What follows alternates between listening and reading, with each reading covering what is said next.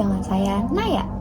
Setelah kalian melihat video teman-teman saya tadi, nah di sini kita akan belajar tentang bagaimana sih menetapkan tujuan hidup baik jangka pendek maupun jangka panjang, serta bagaimana menyusun action plan yang konkret agar tujuan tersebut tuh benar-benar tercapai. Jadi pelatihan ini tuh dirancang supaya kalian tuh bisa mengenal diri, membuat arah hidup yang jelas, dan mulai bergerak dengan langkah-langkah yang realistis. Nah, pembahasan pertama kita akan membahas mengapa kita perlu menetapkan tujuan hidup. Jadi tujuan hidup itu ibarat kompas. Tanpa tujuan kita mudah bingung, kehabisan motivasi, bahkan merasa hidup tuh hanya berjalan tanpa arah.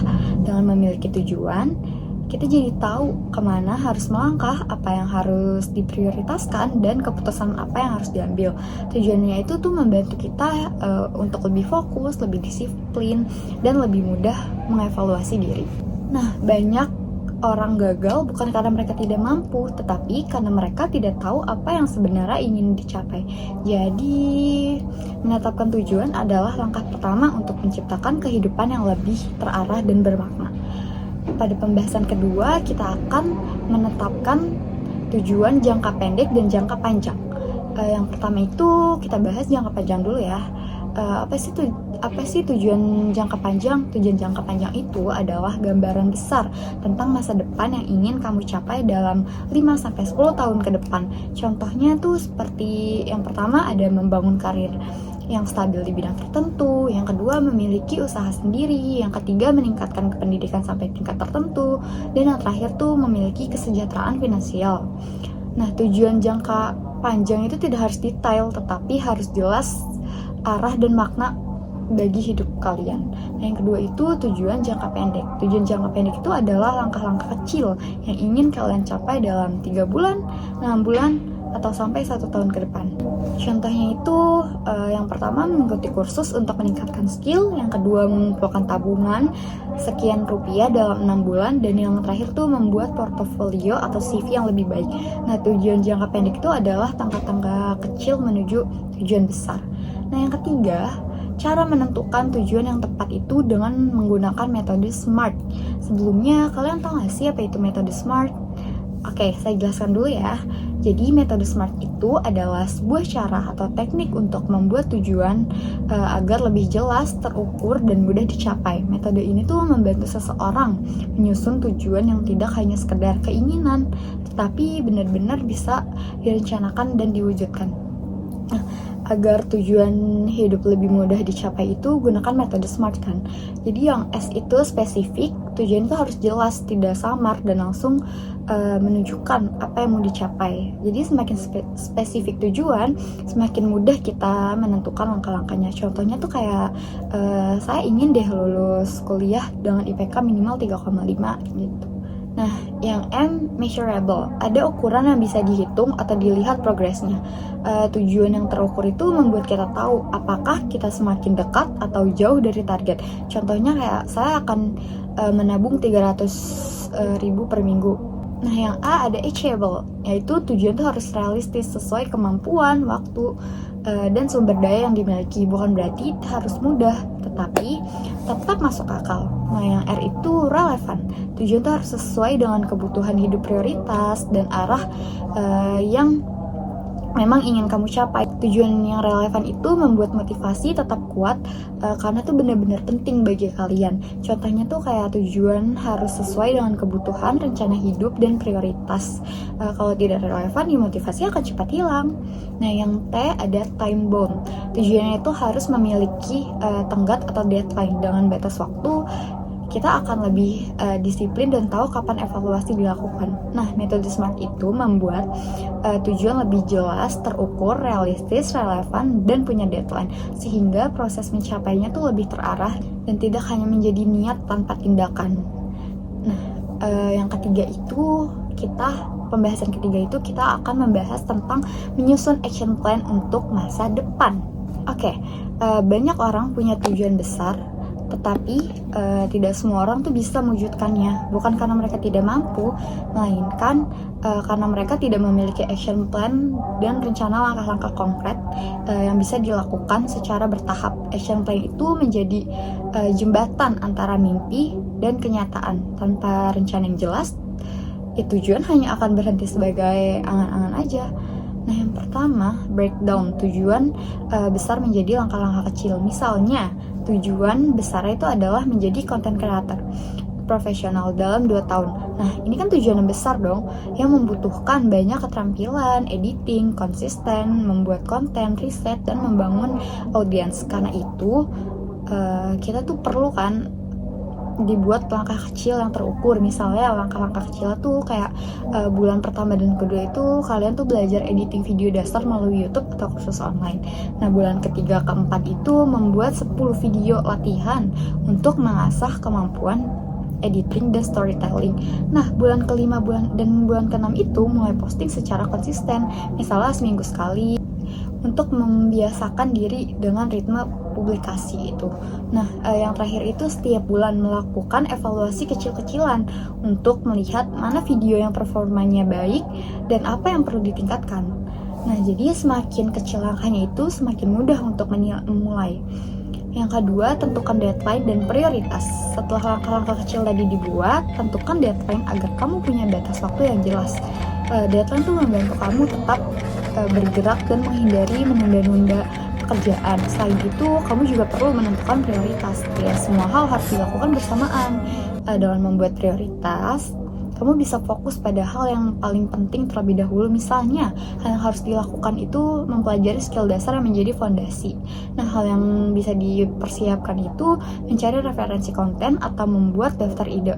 Nah, hal yang bisa menunggu itu membeli alat tambahan atau berkolaborasi dengan kreator lain. Jadi prioritas itu menjaga kamu dari rasa kewalahan karena mengerjakan terlalu banyak hal sekaligus. Nah, yang ketiga, membuat jadwal mingguan dan harian. Jadi action plan itu tidak bisa berhenti hanya pada ide. Kamu perlu mengatur jadwal yang realistis dan konsisten, membuat jadwal mingguan, harian, dan membantu kamu bergerak secara stabil. Meskipun langkahnya kecil, contohnya tuh jadwal untuk beginner content creator, kayak misal Senin kamu belajar teknik editing selama 1 jam, Rabu itu latihan membuat program video pendek selama 1 jam, dan Sabtu itu membuat 1 karya video full sebagai latihan mingguan gitu loh. Jadi jadwal seperti ini tuh membuat proses pengembangan diri tuh terasa ringan namun tetap berjalan. Disiplin pada jadwal jauh tuh lebih penting daripada melakukan banyak hal sekaligus lalu berhenti di tengah jalan. Yang keempat, cari sumber daya dan dukungan. Tidak ada perjalanan pengembangan diri yang harus dilakukan sendirian. Kamu tuh harus membutuhkan sumber daya untuk mempermudah proses.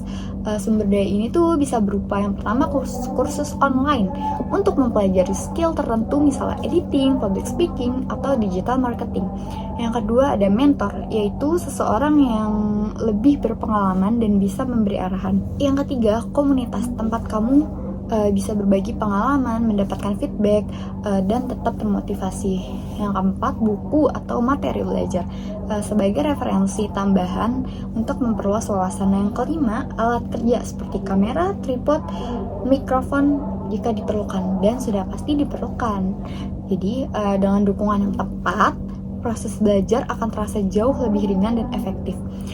Dan kita akan pembahasan yang kelima, yaitu evaluasi dan perbaiki. Action plan itu bukan dokumen yang kaku, ia harus fleksibel dan bisa diubah sesuai kondisi. Setiap 1-3 bulan lakukan evaluasi terhadap misalnya kayak apa aja ya yang membuat berhasil dicapai, dan bagian mana yang belum berjalan dengan baik, kendala apa yang muncul, dan bagaimana sih mengatasinya, dan langkah apa yang perlu diperbaiki, ditambah atau dikurangi. Jadi evaluasi itu rutin membantu kamu memastikan bahwa arah perjalanan itu tetap benar. Jika ada hambatan, ya kamu bisa langsung menyesuaikan strategi. Yang penting kalian itu terus bergerak dan tidak berhenti. Nah, pembahasan keempat yaitu tips menjaga konsistensi dan motivasi. yaitu menjalankan rencana itu tidak selalu mudah. Ada hari ketika kamu semangat, tapi ada juga hari ketika kamu merasa lelah atau kehilangan arah. Karena itu, punya strategi untuk menjaga konsistensi dan motivasi itu sangat penting agar rencana yang kalian buat itu tidak berhenti di tengah jalan. Contohnya tuh kayak yang pertama, fokus pada kemajuan kecil, bukan kesempurnaan. Banyak orang berhenti di tengah jalan karena ingin segalanya sempurna, padahal perubahan besar tuh selalu dimulai dari langkah-langkah kecil. Misalnya kayak kalian bisa buat target harian atau mingguan yang sederhana dan realistis. Yang kedua, bisa rayakan kemajuan kecil seperti belajar 10 menit, mencoba hal baru, atau menyelesaikan satu tugas. Nah, ingat 1% progress setiap hari itu jauh lebih baik daripada menunggu 100% sempurna dan tidak mulai. Nah, yang kedua, beri reward setelah mencapai target kecil. Otak manusia itu suka penghargaan, memberi reward kecil pada diri sendiri, membuat otak mengasosiasikan usaha dengan hal positif. Contoh rewardnya itu kayak nonton satu episode drama, setelah selesai belajar, beli makanan favorit, setelah mencapai target, atau istirahat lebih lama di akhir minggu. Dan reward itu tuh tidak harus selalu mahal, yang penting membuat kalian tuh merasa dihargai karena sudah berusaha. Yang ketiga, jangan terlalu keras pada diri sendiri jika gagal. Tidak semua hari berjalan sesuai rencana, and it's okay kalau kamu gagal di satu hari. Itu bukan tanda kamu tidak bisa, itu bagian dari proses. Yang penting bukan tidak pernah gagal, tapi kemampuan untuk bounce back atau bangkit lagi. Dan jangan lupa untuk evaluasi seperti apa penyebab kegagalan: capek, kurang waktu, terlalu banyak target.